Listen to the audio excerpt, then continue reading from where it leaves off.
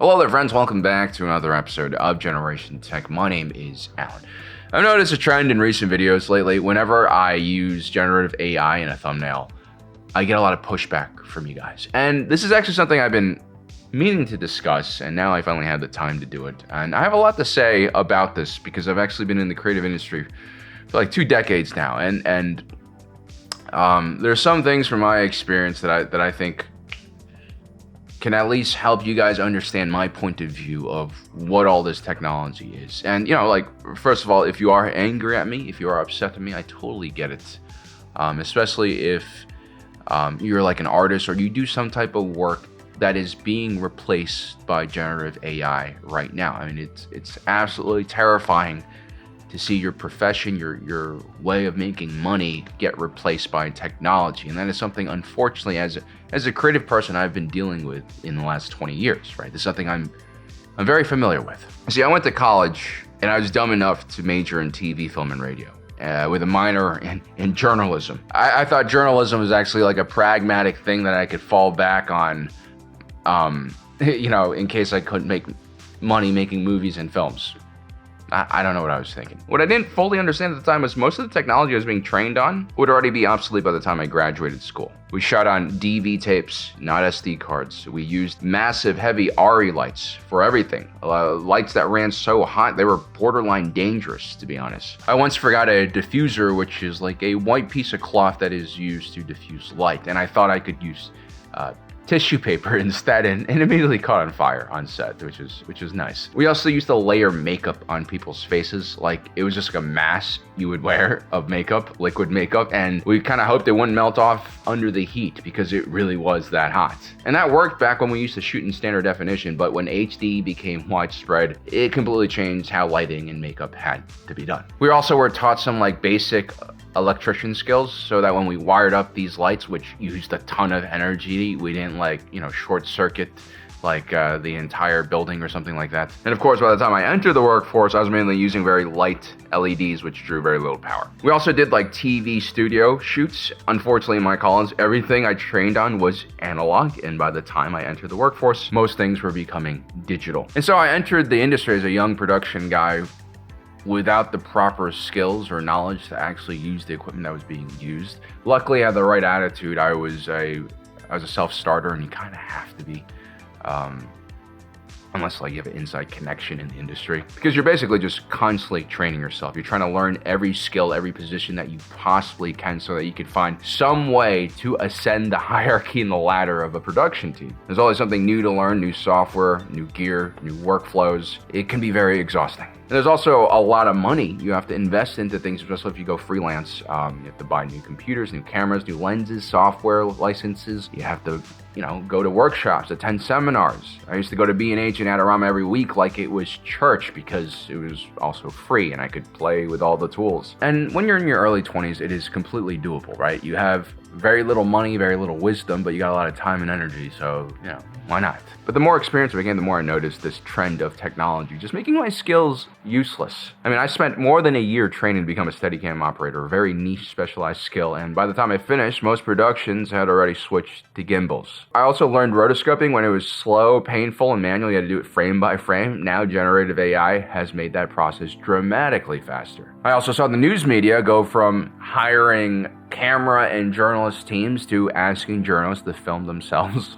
oftentimes with a DSLR or even an iPhone. I saw traditional media companies go from sending their camera operators to every event to using stringers, and then eventually they were just using news wires. And this is the hard truth that I think a lot of people don't want to hear. But if you choose to be a creative or an artist, there's really no guarantee of success. There's no guarantee of stable work. You can protest the realities of the industry, but I guarantee someone will step up and gladly take your job if you already have a job. It's just how things work. And that's because most people don't get to pursue a dream job in the creative industry. Most people have to work in construction, retail, sales, not because they love it, but because they need to survive.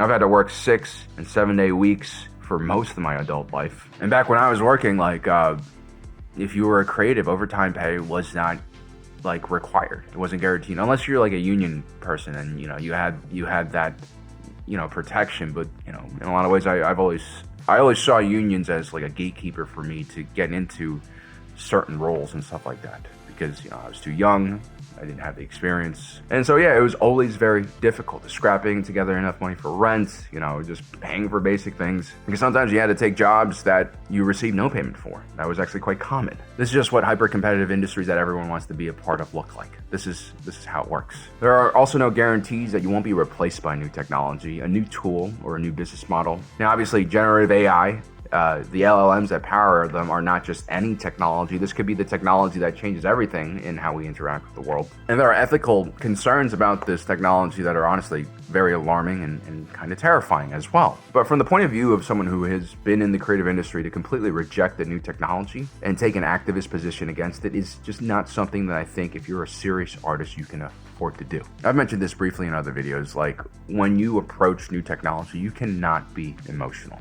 Your emotions are valid, but you have to put them aside. You have to be cold and calculating when assessing what you're facing, right? Because oftentimes technology is a double-edged sword. It can provide you a lot of opportunities, or it can completely destroy what you're trying to do, the career you're trying to set yourself on. And if you actually understood what LLMs are, well, you'll understand the Pandora's box has already been opened. I mean, the algorithms on which LLMs are trained on have been open source for many years, and now we're in an arms race all across the planet to develop the fastest and most powerful LLMs. The larger geopolitical truth is this is one of the most important technological races since maybe the atomic bomb. This goes far beyond just generating images on the internet. LLMs are being positioned to basically enhance everything we do in life, from organizing our personal schedules to organizing entire countries. The image generation capabilities is really just a side note to all of this, and those capabilities are going to continue to evolve and get better and better as new models are created. And I've seen this pattern in my 20-year career. I've seen this pattern happen over and over again. Yes, I know generative AI is big. I'm not trying to play that down at all, but the pattern of new technology is something I am so familiar with. And so my success as a YouTuber has always come from the fact that I approached this job like a business, and I've always been very pragmatic about it from the very beginning. Such was my financial situation at the time. I mean, my YouTube channel was always actually like a backup business that I had in case my main job stopped. And what actually ended up happening was I told my boss he was an idiot to his face, and he was an idiot, and he fired me. And while that was the best decision in my life, I'm so glad that I got out of that old job. I was in a pretty difficult situation when I first started this channel. I had to be very, very focused, because again, I wasn't making much money, and then I made zero money. Thank God my girlfriend was there to help provide for us for a month or two. But yeah, I never had the luxury to take ethical or moral stances as an artist, or to even fulfill my own artistic vision. I just had to make money. And I'll be honest with you, I don't like social media at all. I actually hate it. I hated it back then, but I made a choice. I was like, I could become an influencer, or whatever you want to call this, and I can do this job. And there's a lot of things I don't like about it, but maybe I can have some control over my content and maybe make some more positive content, which I strive to do, right? And as far as my content went, especially in the beginning, I definitely wasn't very skilled or talented. I mean, if you take a look at some of my early videos, I'm stiff on camera. I don't know what I'm doing. I was actually never an on-camera type of person. I like being behind the camera. Still really do like being behind the camera. But yeah, my success ultimately came from simply understanding how the algorithm for social media works. I understood what audiences was looking for, and that's why I found success. And again, I have to reiterate my hatred for social media. I don't like the algorithm, but I have tried to make the best out of it.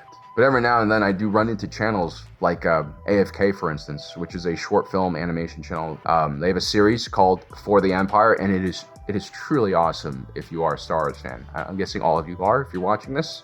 And, they make these super high quality videos. They write their own stories. The humor is awesome. They really get the inside jokes from the lore. And they animate everything, and they have their own voiceovers. It's so good. I highly recommend you guys check it out. And we actually did a collab a while back, and I was talking to the creator, and he was asking me, hey man, what do you think we could do to make sure that, our videos do better? And I simply told him, look, man, the algorithm, and my phone is on the floor. The algorithm is just not on your side.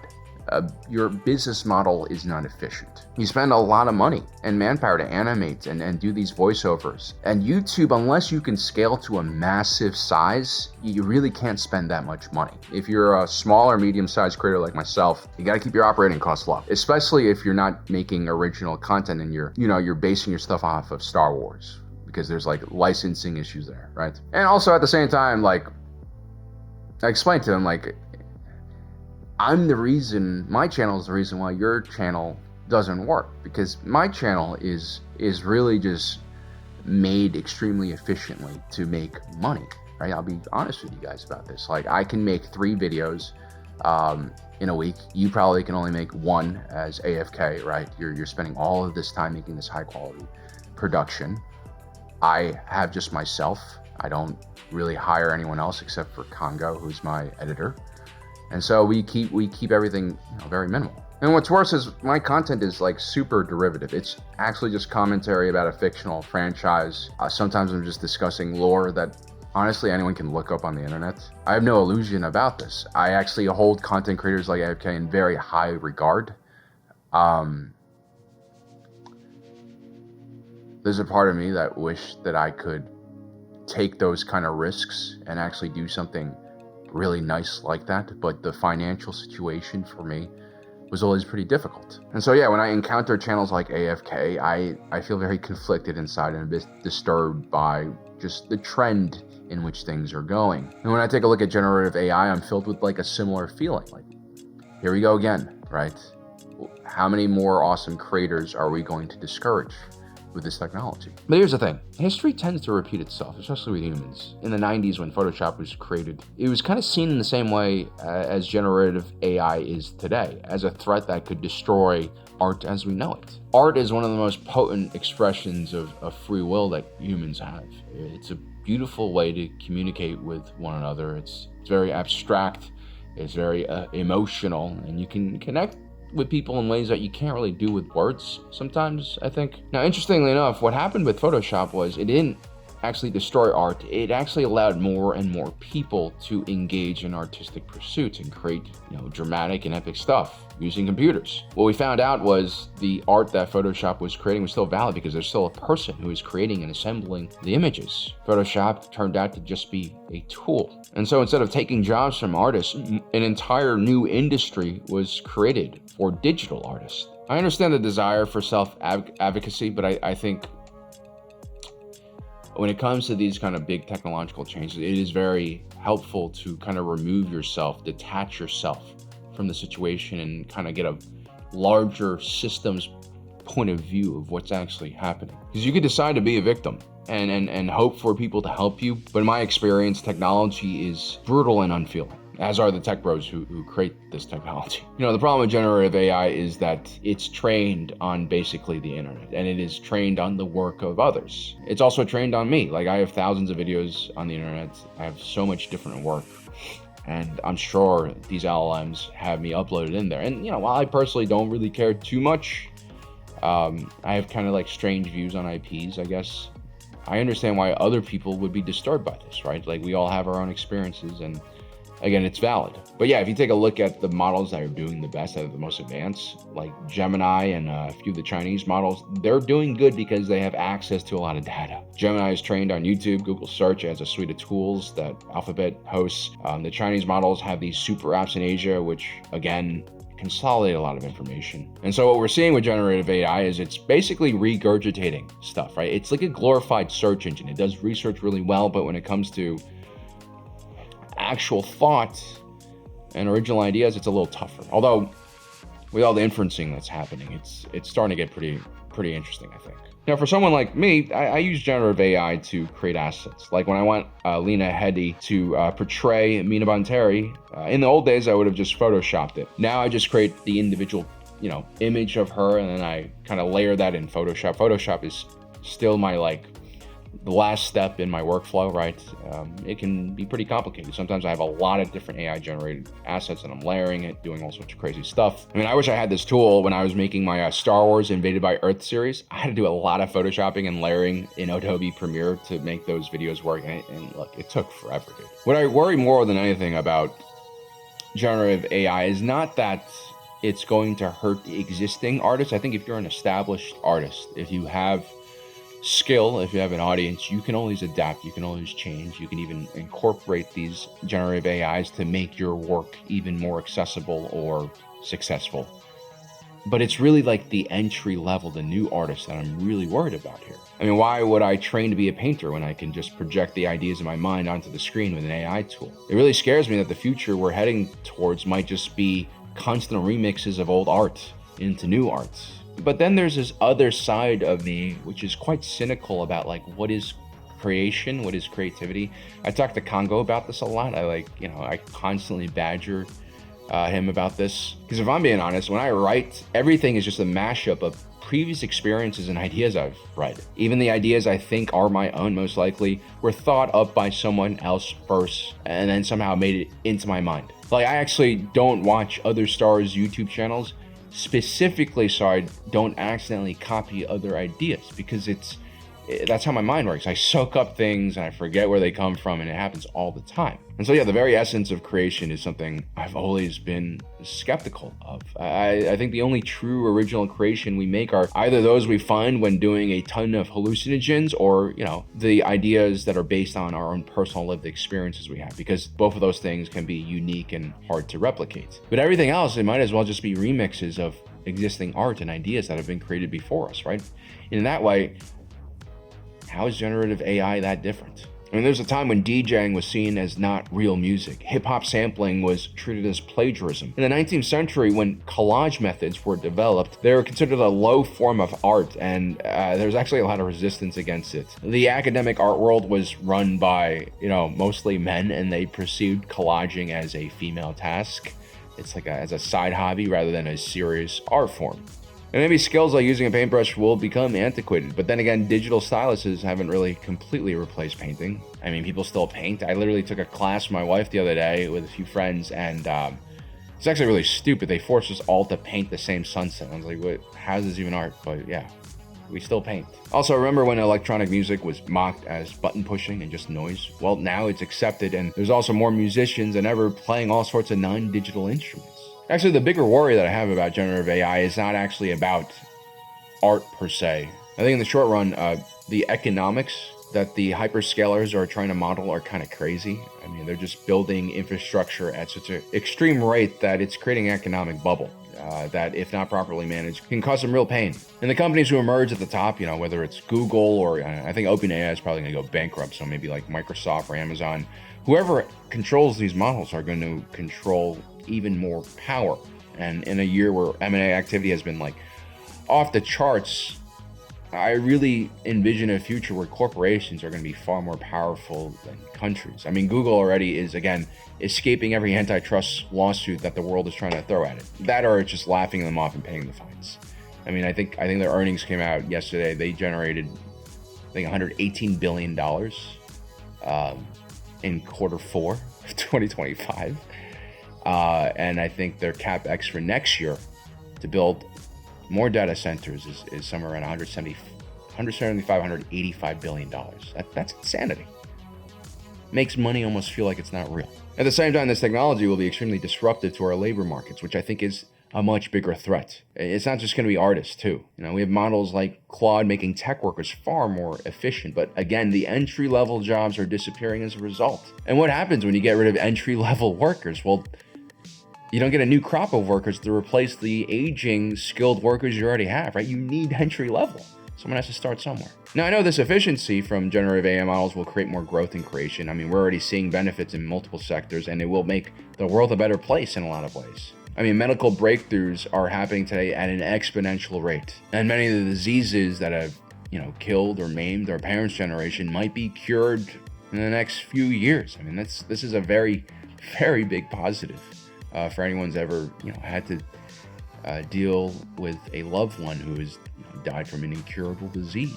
AI can simulate and test millions of chemical compounds in weeks rather than the decade-long traditional process. And this brings treatments for rare disease to the market at paces that we've never seen before. I truly think we're actually getting to a post-scarcity world. And I'm not a Star Trek fan, I'm more of a Star Wars fan, but that excites me in a lot of ways. But that also means we need to have the hard discussions of what kind of economic model we'll need in the future that makes sure everyone can benefit. This is why I always talk about economics on this channel. We really need a new system. The current models are completely broken. I mean, the left and the right keep trying the same old shit, and it's not working. I don't know what the future will look like, but it has to be different. Maybe it's UBI combined with our free markets. Who knows? I hope people smarter than me, I hope the next generation with more courage can figure that out before it's too late. This is also why I hate the culture war so much. It's a complete waste of time, in my opinion. Like, we have a real threat that looms over the horizon, and it will affect everyone. It won't care who you are, what you are, where you're from. It will flatten all of us if we're not careful. And so, to summarize,